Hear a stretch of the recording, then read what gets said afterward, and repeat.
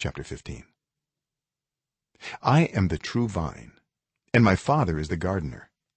He cuts off every branch in me that bears no fruit, while every branch that does bear fruit he prunes, so that it will be even more fruitful.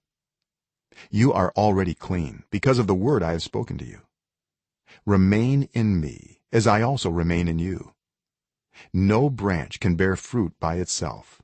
It must remain in the vine. Neither can you bear fruit unless you remain in me. I am the vine. You are the branches. If you remain in me and I in you, you will bear much fruit. Apart from me you can do nothing. If you do not remain in me, you are like a branch that is thrown away and withers. Such branches are picked up, thrown into the fire, and burned. If you remain in me and my words remain in you, ask whatever you wish, and it will be done for you. This is to my Father's glory, that you bear much fruit, showing yourselves to be my disciples. As the Father has loved me, so have I loved you. Now remain in my love.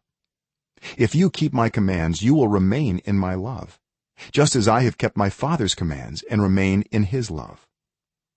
I have told you this so that my joy may be in you and that your joy may be complete. My command is this: love each other as I have loved you.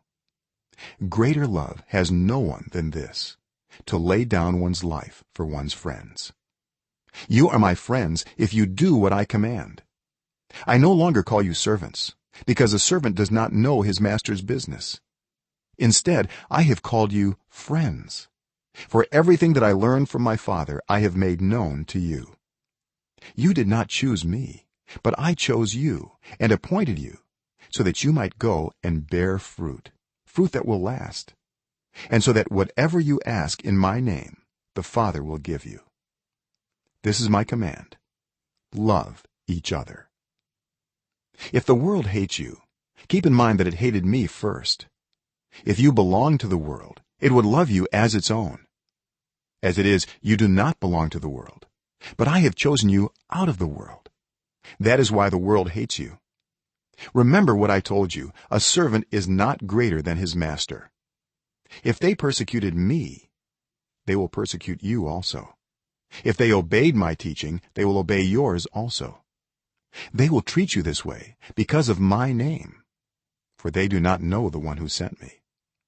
If I had not come and spoken to them, they would not be guilty of sin, but now they have no excuse for their sin. Whoever hates me hates my Father as well. If I had not done among them the works no one else did, they would not be guilty of sin. As it is, they have seen, and yet they have hated both me and my Father. But this is to fulfill what is written in their law: they hated me without reason.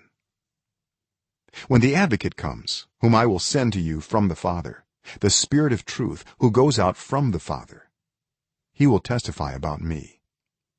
And you also must testify, for you have been with me from the beginning.